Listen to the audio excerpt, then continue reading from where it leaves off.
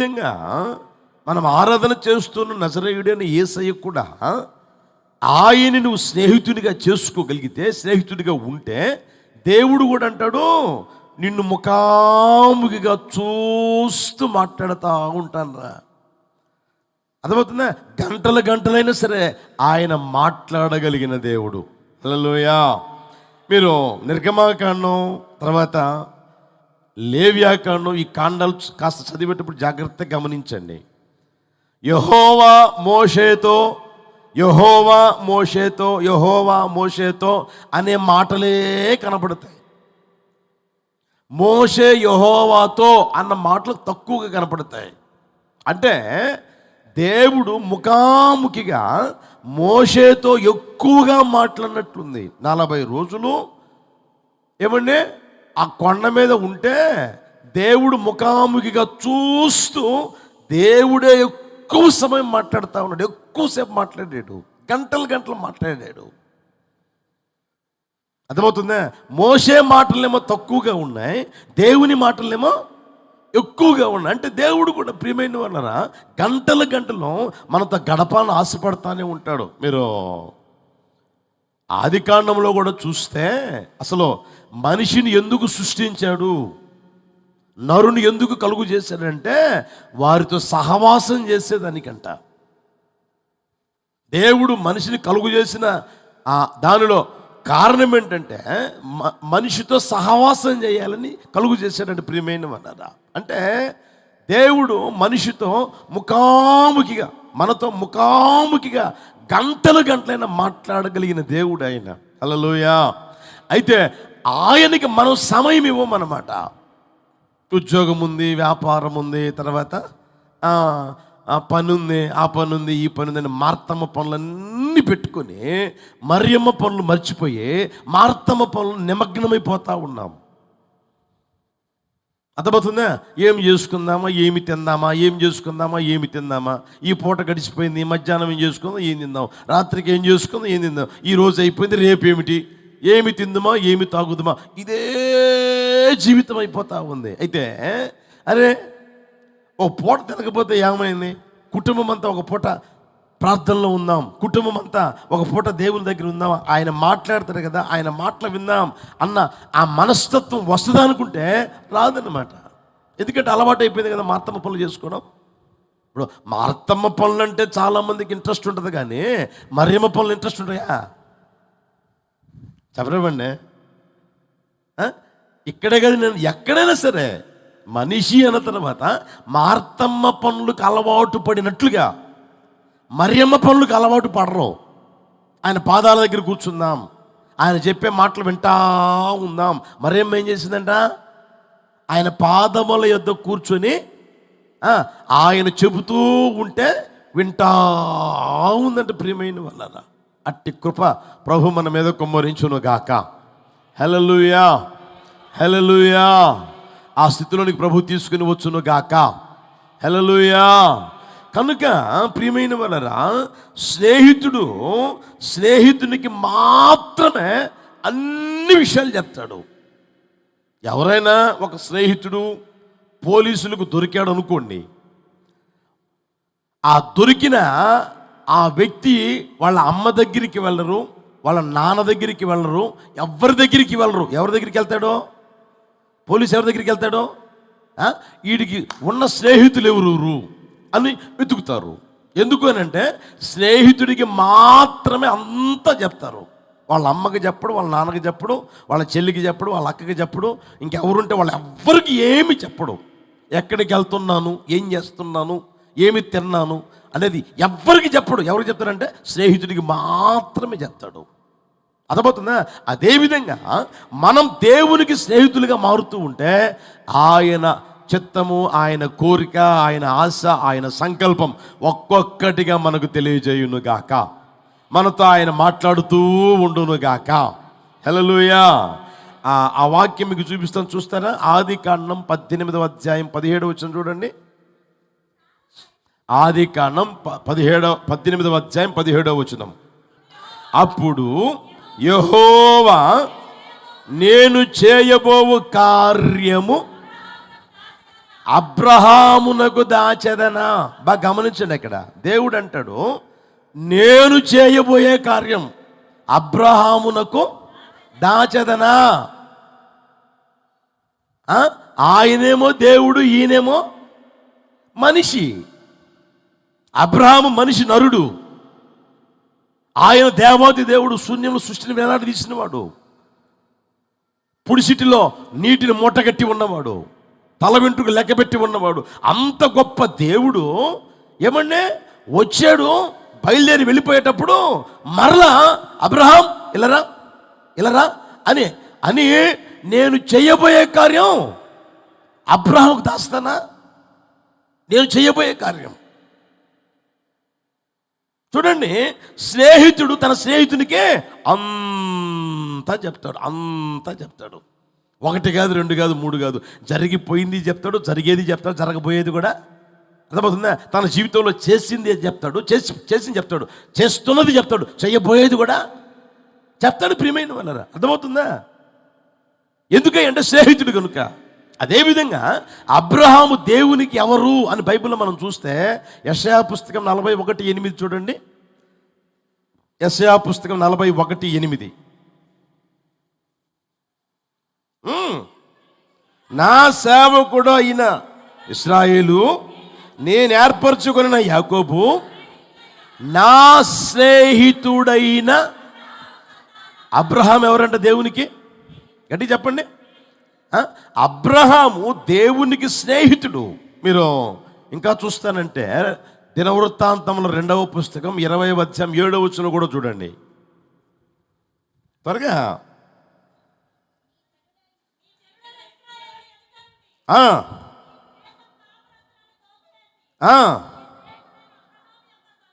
ఎవరంట? నీ స్నేహితుడైన అబ్రహాము. నీ స్నేహితుడైన అబ్రహాము. యాకోబు పత్రిక 2వ అధ్యాయం 23వ వచనం. యాకోబు పత్రిక 2వ అధ్యాయం 23వ వచనం చూడండి. కాబట్టి అబ్రహాము దేవుని నమ్మెను, అది అతనికి నీతిగా ఎంచబడను, లేఖనం నెరవేర్చబడెను, మరియు దేవుని స్నేహితుడని అతనికి. ఎవరికే చెప్పండి? అబ్రహాము దేవునికి స్నేహితుడంట. అర్థమవుతుందా? అబ్రహాము దేవునికి స్నేహితుడు కనుక ఆ స్నేహితునికి దేవుడు చెయ్యబోయే కార్యమంతా చెప్పాడు. నేను దాచిపెడతానా? నేను చెయ్యబోయే కార్యము దాచిపెడతానా? దేవుడు సొదొమ గొమొర్రా పట్టణాన్ని పాడు చేద్దాం, నాశనం చేద్దామని వెళ్ళిపోతా ఉన్నాడు.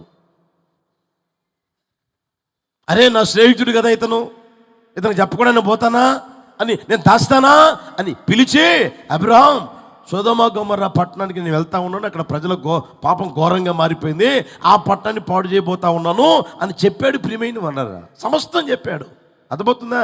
కనుక నీ వ్యక్తిగత జీవితంలో ఏమంటే దేవుని సంకల్పం, దేవుని కోరిక, దేవుని ఆశ, దేవుని చిత్తం ఒక్కొక్కటిగా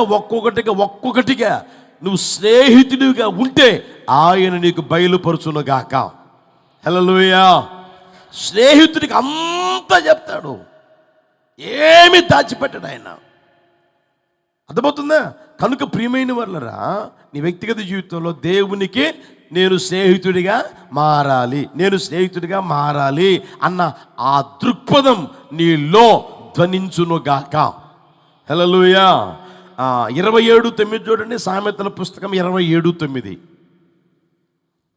జాగ్రత్తగా గమనించండి. 27:9 తైలమును అత్తరును హృదయమును సంతోషపరుచున్నట్లు చెలికాని హృదయములో నుండి వచ్చు మధురమైన మాటలు. చెలికాడు అంటే ఎవరు? స్నేహితుడు. స్నేహితుని హృదయములో నుండి వచ్చు. గట్టి చెప్పండి. స్నేహితుని హృదయములో నుండి ఏ మాటలు వస్తాయంట? గట్టి చెప్పండి. మధురమైన మాటలు, ఇంపైన మాటలు, మంచి మాటలు, ప్రయోజనకరమైన మాటలు, దీవెనకరమైన మాటలు, ఉపయోగకరమైన మాటలు స్నేహితుడికి చెప్తాడు. నీకున్న స్నేహితుడు ఒకసారి గమనించి ఎలాంటోడు? నీకున్న స్నేహితుడు ఏమండి అంతయు చెప్పినదంతయు మంచి మాటలేనా, మధురమైన మాటలేనా, నీకు ఉపయోగకరమైనవి, ప్రయోజనకరమైనవి, నీవు దీవించబడేవి చెప్పాడా? అర్థమవుతుంది ప్రియమైన వాళ్ళరా? అయితే యేసయ్య చూడండి, అరే నేను నీకు స్నేహితుడిని కనుక, నీవు నాకు స్నేహితుడు కనుక నేనేం చేస్తున్నాయంటే మధురమైన మాటలే నీకు తెలియజేస్తాను. హల్లెలూయా. మధురమైన ఆలోచనలే ఆయన నీకు తెలియజేస్తా ఉంటాడు. అంతయు ఆయన నీకు బోధిస్తానే ఉంటాడు. మధురమైన సంగతులన్నీ నీకు ఒక్కొక్కటి బోధిస్తానే ఉంటాడు, తెలియజేస్తానే ఉంటాడు. అందుకని ప్రభు అంటాడు, నేను నీకు ఉపదేశం చేస్తాను, నీవు నడవలసిన మార్గం నేను నీకు బోధిస్తాను, నీ మీద దృష్టి నిలిపి నీకు ఆలోచన కూడా చెప్తాను అంటాడు. ప్రియమైన వాళ్ళారా, అర్థమవుతుందా? అయితే లోకములో ఉన్న స్నేహితులు నీకు మధురమైన మాటలు చెప్పకుండా, నువ్వు బాగుపడే మాటలు చెప్పకుండా దరిద్రమైన మాటలు చెప్పి నీ జీవితాన్ని పాడు చేస్తూ ఉంటారు. యవనస్తులు గమనించాడు ప్రియమైన వాళ్ళరా, జీవితాన్ని పాడు చేస్తూ ఉంటారు. మీకు బైబిల్లో ఒక మాట చూపిస్తాను చూడండి. సమూయేలు 2వ పుస్తకం 13వ అధ్యాయం 3వ వచనం చూడండి. సమూయేలు 2వ పుస్తకం 13వ అధ్యాయం 3వ వచనం. అందరు చదవండి, మీకు అర్థమైతే అందరు చదవండి. అమ్నోనునకు మిత్రుడు ఒకడు ఉండెను, అతడు దావీదు సహోదరుడైన సిమ్యా కుమారుడు, అతని పేరు యెహోనాదాబు. ఈ యెహోనాదాబు బహు కపటము గలవాడు. తలపైకెత్తండి. అమ్నోను అనే వ్యక్తి ఉన్నాడు, దావీదు కుమారుడు. ఆయన గారు రోజులు గొడవగా పెద్దోడయ్యాడు, కాస్త వయసు వచ్చింది. వయసు వచ్చిన తర్వాత మనిషి అయిన తర్వాత కోరికలు వస్తాయి. వచ్చినప్పుడు ఈ వ్యక్తి ఆ యవ్వన ఇచ్చలను అణుచుకోగలిగితే పర్వాలే, లేకపోతే డాడీ దగ్గర పోయి డాడీ నాకు పెళ్లి చేస్తే బాగుంటుంది కదా అని చెప్పుకుంటే ఇబ్బంది లేదు. ఎందుకంటే ఆ తల్లిదండ్రి భారము బాధ్యత ఉంది కాబట్టి శుభ్రంగా పెళ్లి చేస్తారు. అర్థమవుతుందా? అయితే ఈడేం చేశాడు అంటే ఏమంటే చూడ్డం గుట్టకలు మింగడం, ఇక అన్నం పెడితే అన్నం తినడంలే, బిర్యానీ పెట్టే తినడంలే, ఏం పెట్టా సరే తినడంలే.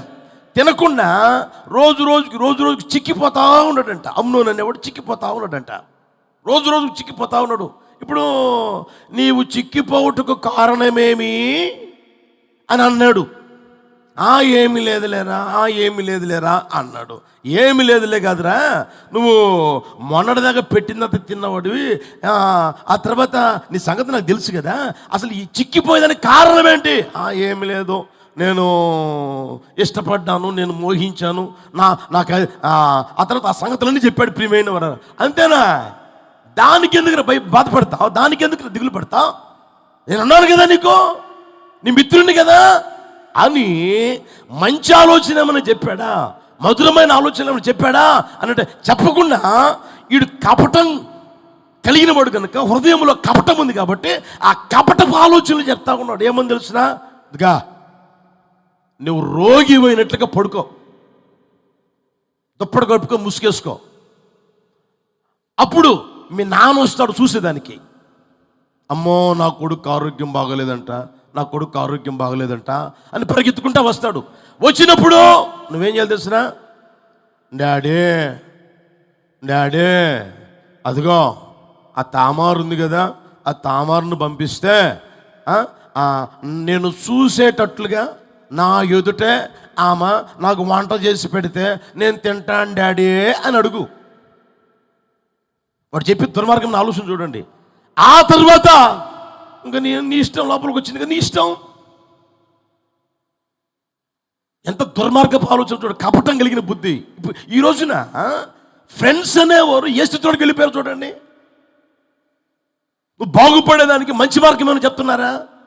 నువ్వు బాగుపడేదానికి మంచి మాట ఏమైనా చెప్తున్నారా? అమ్నోనుకి మిత్రుడు ఒకడు ఉన్నాడంట. వాడి పేరేం పేరు చూడండి అక్కడ. యెహోనాదాబు వాడు ఎవడయ్య అంటే కపటం కలిగిన వాడు. ఈ రోజున ఇలాంటి వారికి ఒకవేళ నువ్వు స్నేహితుడిగా ఉంటే, వాడు నీకు స్నేహితుడిగా ఉంటే వాడికి దూరం అవుదువుగాక, అలాంటి వారికి దూరం అవుదువుగాక. హల్లెలూయా. మంచి మాటలు చెప్పకుండా, మంచి మార్గం నేర్పకుండా చెడు మార్గం నేర్పే ఆ వ్యక్తులు ఆ రోజుల్లోనే ఉన్నారు, ఈ రోజుల్లో కూడా ఉన్నారు. తప్పేంటి? వాళ్ళు ఉంటారు, వాళ్ళ బుద్ధి అంతే, వాళ్ళ స్వభావం అంతే. నువ్వేం చేయాలి? దూరం అయిపోవాలి. యేసు నామములో దూరమే పోవుదువుగాక. హల్లెలూయా. నువ్వు యేసయ్యని స్నేహితుడిగా ఉంచుకుని, యేసయ్యతో నేను మాట్లాడాలి, నా స్నేహితుడు యేసయ్య కదా, ఆయనతో నేను మాట్లాడే, ముఖాముఖిగా చూసి మాట్లాడాలి అనుకుంటే ఆయన కూడా నీతో మాట్లాడేదానికి సంసిద్ధుడిగా ఉండునుగాక. హల్లెలూయా. ఆయన నోట జాలువారే మాటలు మధురమైన వచనములుగా ఉండునుగాక, నీకు ఉపయోగకరమైనగా ఉండునుగాక. హల్లెలూయా. ఈ రోజు వరకు నీ జీవితం అనువని గమనిస్తే నీ స్నేహితుడు ఎలాంటి వాడు గమనించు. నువ్వు పాడైపోయేదానికి, నీ జీవితం అర్ధాంతరంగా ముగించబడేదానికి వాళ్ళు కారకులుగా మార్చబడ్డారా? నువ్వు మోసపోయేదానికి, నీ జీవితం నాశనం అయ్యేదానికి కారకులుగా మార్చబడ్డారా? అలాంటి వాళ్ళతో నీకు స్నేహితం ఎందుకు? అలాంటి వారితో ఏమంటే నువ్వు ఫోన్ కాంటాక్ట్స్ ఎందుకు? అలాంటి వారితో తిరగడం ఎందుకు? అసలు దూరం అయిపోతే నీ జీవితం బాగుపడుతుంది కదా. ఒకడు బాగుపడడం లేదు, ఒకడు చెడిపోతూ ఉన్నాడు అని అంటే కారణం ఏంటి తెలిసిన?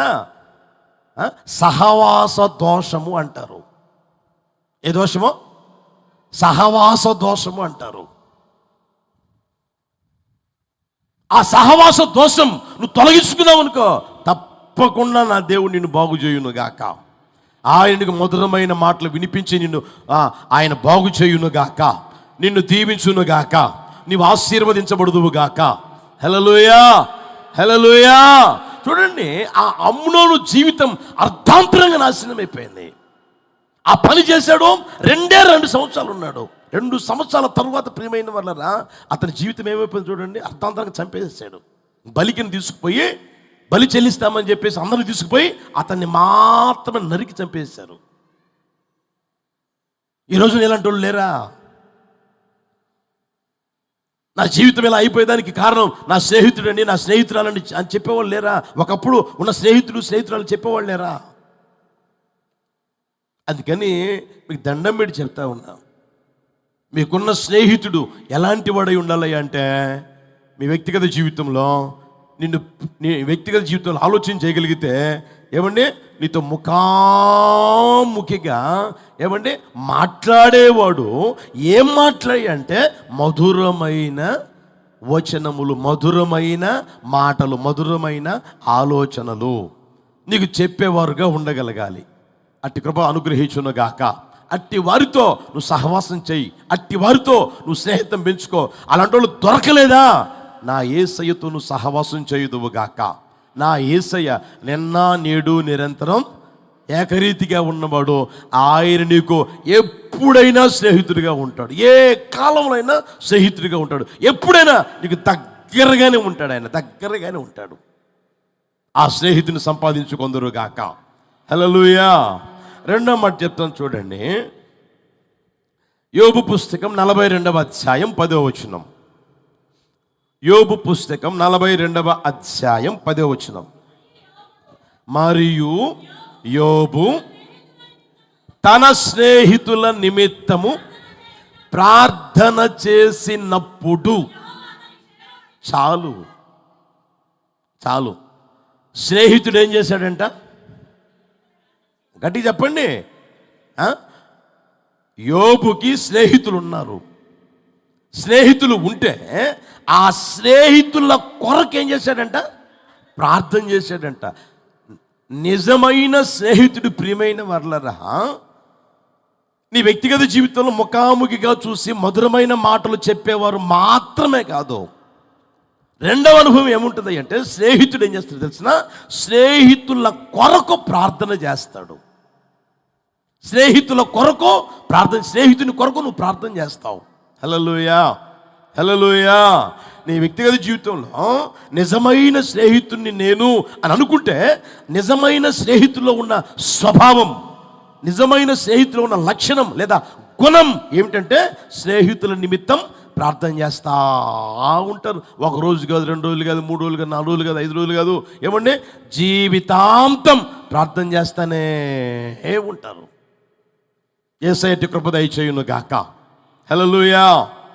అర్థమవుతుందా? ఈరోజు చూడండి, చట్టాపట్టాలు వేసుకుని తిరిగే వాళ్ళు ఉన్నారు, కానీ ప్రార్థన చేసే స్నేహితులు ఉన్నారా?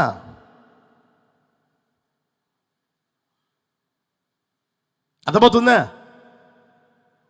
నువ్వు చెప్తా ఉన్నావు నా స్నేహితుడండి, నా స్నేహితుడండి, నా స్నేహితుడండి అని. కాదన్నంలే, మంచిదే. అయితే ఆ స్నేహితుల కొరకు నువ్వు ప్రార్థన చేయగలుగుతున్నావా? వాళ్ళు నీకోసం ప్రార్థన చేసేవాళ్ళేనా? ఎలాంటి వాళ్ళు నీ స్నేహితులు? అయితే యేసు ప్రభుని మనం గమనిస్తే ప్రియమైన వాళ్ళరా, ఆయన నిజమైన స్నేహితుడు కనుక ఆయన మన కోసం ప్రార్థన చేస్తానే ఉన్నాడు. హల్లెలూయా. ఈ లోకములో సంచరించుతున్న రోజుల్లో ఆయన ప్రార్థన చేశాడు. ఈ లోకంలో ఉన్నప్పుడు ప్రార్థన చేశాడు. పేతురు గురించి వ్రాయబడిన భాగం గమనిస్తే, సిమోను సిమోను, సాతాను నిన్ను జల్లెడవలే, నిన్ను జల్లించవలెనని, గోధుమల వలె జల్లించవలెనని వాడు అనుకున్నాడు, కానీ నేను నీకోసం వేడుకొన్నాను, నీకోసం ప్రార్థన చేశాను అంటాడు. ప్రియమైన వాళ్ళరా, యేసు ప్రభు నిజమైన స్నేహితుడు కనుక వాళ్ళని స్నేహితులుగా చేసుకున్నాడు కనుక, ప్రియమైన వాళ్ళరా, యేసయ్య ప్రార్థన చేశాడు. వారు శోధనలో పడకుండానట్లుగా, వారి వ్యక్తిగత జీవితం అర్థాంతరంగా ముగించబడకున్నట్లుగా, సాతాను గాడికి చేతుల్లో పడకున్నట్లుగా, ఎవరు మృంగుదినా అని వాడు తిరుగుతూ ఉండగా వారికి ఆహారంగా మారకున్నట్లుగా స్నేహితుడు ప్రార్థన చేస్తూ ఉన్నాడు. అంత మాత్రమే కాదు, ఆయన ఈ లోకానికి వచ్చాడు, ఏమండి మరణించాడు, పాతి పెట్టబడ్డాడు, తిరిగి లేచాడు, సజీవుడిగా సంచరిస్తూ ఉన్నాడు. ఇప్పుడు కూడా దేవుని కుడిపార్శ్వమందు కూర్చొని ఆయన ఏం చేస్తా తెలుసునా? ప్రార్థన చేస్తానే ఉన్నాడు. ప్రభువా, ఆ అబ్బాయిని జ్ఞాపకం చూసుకోండి, తండ్రి అదిగో ఆ సహోదరుని జ్ఞాపకం చేసుకోండి, ఆ కుటుంబాన్ని జ్ఞాపకం చేసుకోండి, ఆ కుటుంబం కోసం ఆయా కనికరాన్ని చూపండి అయ్యా, దయ చూపండి అయ్యా అని ప్రార్థన చేస్తానే ఉన్నాడు. హల్లెలూయా. ఆయన ఎవరయ్యంటే నిజమైన స్నేహితుడు. స్నేహితుల కోసం ప్రార్థన చేస్తారు. ప్రియమైన అన్నారు. ఇంకా మనం ఆలోచన చేయగలిగితే లూకా సువార్తలో మనం ఆలోచన చేస్తే చూడండి, 13:8 గమనించండి. 13:8 అయితే వాడు, అయ్యా నేను దాని చుట్టూ త్రవ్వి ఎరువు వేయి మట్టుకు ఈ సంవత్సరము కూడా ఆ మాట గమనించిన ప్రియమైన వాళ్ళరా, యజమానుడు వచ్చాడు తోటలోకి. వచ్చి, అరే దీన్ని నేను 3 సంవత్సరాలు చూస్తూ ఉన్నాను రా, దీనికి పిందె రావడం లేదు, కాయ లేదు, పోత లేదు, ఏమీ లేదు, ఇది ఎందుకు అనవసరంగా, దీని ద్వారా ఈ స్థలం ఎలా వ్యర్థమైపోవాలి, దీన్ని నరికేసాయి అని అంటే, తోటమాలిగా ఉన్న నజరేయుడైన యేసయ్య అక్కడ మనం చూస్తే, అయ్యా ఈ సంవత్సరం కూడా ఉన్నాయ్యా,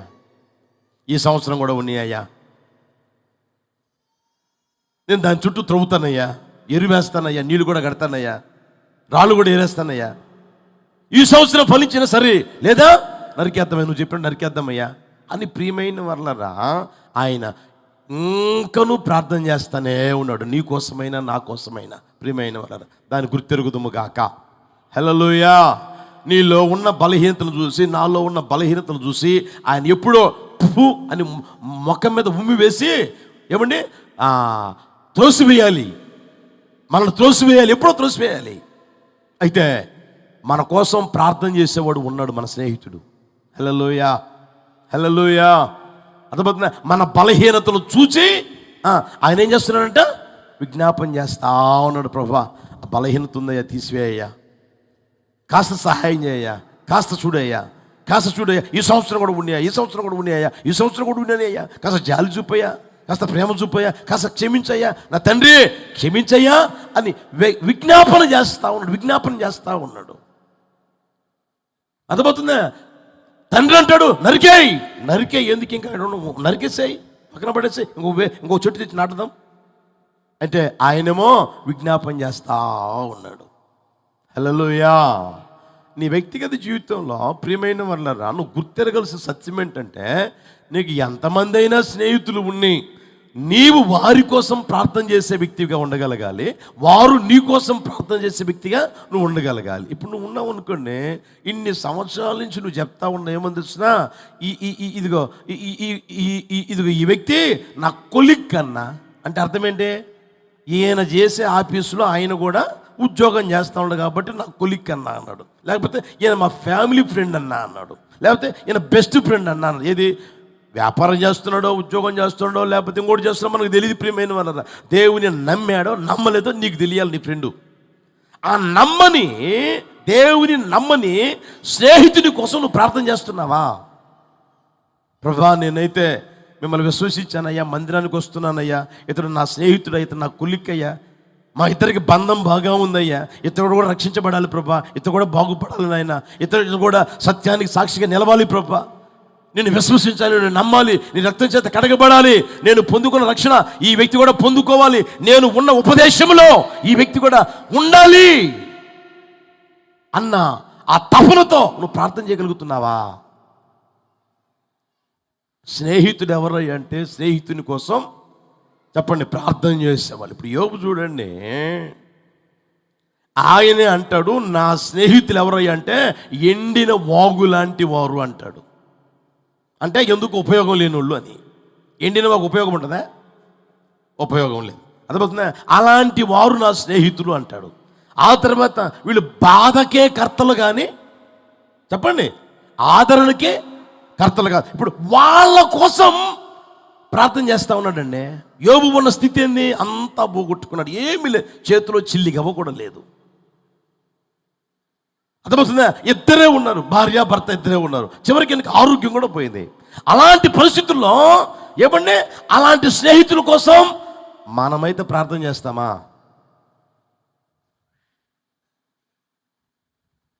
అంతా పోయిన వేళల్లో మనకు ఆరోగ్యం లేకుండా పోతే, అంతా మన దగ్గర ఏమీ లేకుండా పోతే మనం మన స్నేహితుల కోసం ప్రార్థన చేస్తామా? పొరపాటు కూడా చేయము. బాబు నా కోసం ప్రార్థన చేయంటే మనం ఏమంటాం తెలిసినా, నా బతుకే ఇలా ఉంది, ఇక నీ కోసం నేనేం చేశాను, నా పరిస్థితే ఇలా ఉంది, నాకే తినేదానికి లేదు, నాకే కట్టుకునేదానికి లేదు, నాకే ఆరోగ్యం లేదు, ఇప్పుడు నేను నీ కోసం ఏం ప్రార్థన చేశాను అంటాం. అయితే ఆయన చూడండి, అలాంటి దయనీయమైన పరిస్థితులు ఉన్నప్పటికీ ప్రార్థన చేస్తూ ఉన్నాడు, తన స్నేహితుల కోసం ప్రార్థన చేస్తూ ఉన్నాడు. హల్లెలూయా. స్నేహితుడు ఎవరయ్యా అంటే స్నేహితుని కోసం ప్రార్థన చేసే వ్యక్తి. హల్లెలూయా. ఆ రోజున దాన్ని మనం గమనించగలగాలి. ప్రియమైన అన్నదా, యేసు ప్రభు మీరు చూడండి, యోహాను సువార్తమానం 17వ అధ్యాయం ఇంటికి వెళ్ళిన తర్వాత చదువుకోండి. ఆ అధ్యాయం అంతా మీరు జాగ్రత్తగా చదువుకుంటా వస్తే ఏమండి, తన వారి కోసం తన శిష్యుల కోసం ప్రార్థన చేస్తానే ఉన్నాడు. అధ్యాయం అంతా ప్రార్థనే, 17వ అధ్యాయం అంతా ప్రార్థనే. అయ్యా మీరు నాకు ఇచ్చావయ్యా, వీళ్ళు నేను ఎవరిని పోగొట్టుకోలేదయ్యా, వీళ్ళందరినీ కాపాడయ్యా, నన్ను ఎలా అయితే కాపాడు వీళ్ళందరినీ కాపాడయ్యా, నేను నీ దగ్గరికి వచ్చే రోజులు దగ్గర పడ్డాయి కదయ్యా, వీళ్ళందరూ ఈ భూమి మీద వదిలిపెట్టి వస్తున్నాను కదయ్యా, వీళ్ళని కాపాడండి, సత్యమందు ప్రతిష్ఠించండి, వాక్యమందు ప్రతిష్ఠించండి, దేవుని కోసం వైరాగ్యం కలిగి బ్రతికేటట్లుగా వీడి జీవితంలో చెయ్యండి అని ప్రార్థనే చేశాడు. అధ్యయనంతా ప్రార్థనే చేశాడు. ప్రియమైన వాళ్ళరా, స్నేహితుడు ఏం చేస్తాడయ్య అంటే స్నేహితుల కోసం ప్రార్థన చేస్తాడు. అలాంటి కృపతో ప్రభువు నింపును గాక. హల్లెలూయా. అలాంటి స్థితిలోనికి ప్రభు మనందరినీ తీసుకుని వచ్చును గాక. స్నేహితుడు ప్రియమైన వాళ్ళరా ముఖాముఖిగా మాట్లాడుతూ మధురమైన ఆలోచనలు చెప్పడం, మధురమైన మాటలు చెప్పడమే కాకుండా ప్రియమైన వాళ్ళరా, రెండవదిగా మనం గమనిస్తే స్నేహితుడు ఏం చేస్తాడంటే స్నేహితుని కోసం ప్రార్థన చేస్తూ ఉంటాడు. ఇంకొక మాట చూపిస్తాను చూడండి. లూకాసు వర్తమానం 12వ అధ్యాయం 14వ వచనం చూడండి. క్షమించండి, 12వ అధ్యాయం 4వ వచనం.